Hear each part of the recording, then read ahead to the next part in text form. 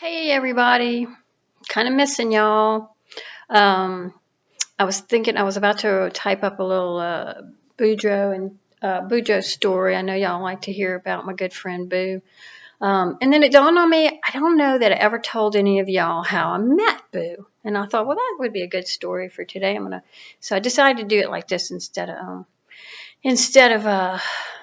writing it, just because I don't know about y'all, but I'm feeling a little disconnected. So I thought this might make us feel a little more connected. So anyway, I met Boo. In 1990 when I moved back to Lafayette to work on my master's. So I was at UL, and I was working at Chili's, the Chili's on Pinhook, and I worked in that little bar area. And Boo would come in. Now, Boo's about 10, 15 years older than me. Y'all probably knew that. He would come in to that little bar area in Chili's, and he would always he'd come in every Friday, and he would order 3 Budweiser draft beers. And the first time he came in, I was like, "Oh, okay. You want me to bring like the second one after you when you almost finished the first?" He said, "Oh, no, no, chef. Just bring that all at one time like that.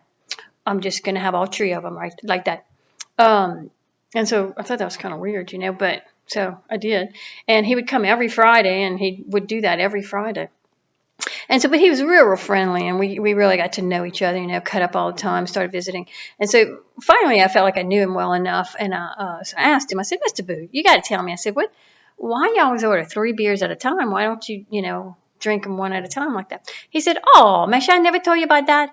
He said, "That's because I have me 2 brothers, and the 3 of us used to come over here every Friday all the time, and we used to have a beer together like that. And man, one of my brothers, my older brother, when the oil busts up like that, a few years back, he had to move himself and his family over there to Houston, like a bunch of people did. And man, he's still over there. And then my younger brother, he's over there fighting in that Gulf War, that Persian Gulf War. And I was like, "Oh, okay." And he said, man, so now, I just come every Friday, and I like to think about my 2 brothers, so I drink the 3 beers, and it's kind of like I'm having my beer with my brothers. And so I thought, oh, that is so touching. And I was like, so from then on, I was only too happy to bring him his 3 beers. I thought that was so sweet that, he was thinking about his brothers like that.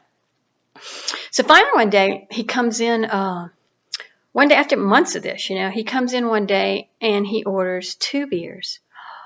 Y'all, my heart sank. I just knew that it was his younger brother, who was in the military. And I brought the 2 beers. I was so nervous. I didn't know what to say. You never know what to say. And so finally, I just went up to him, and I put my hand on his hand like that. And I said, "Mr. Boudreaux, I'm so sorry." He said, Michelle, what's the matter? What you sorry about like that?" I said, "Well, you just ordered 2 beers. I was assuming, your brother in the military."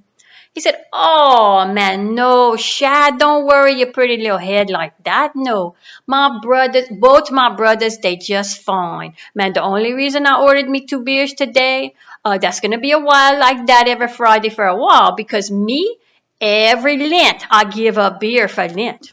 So, that's all."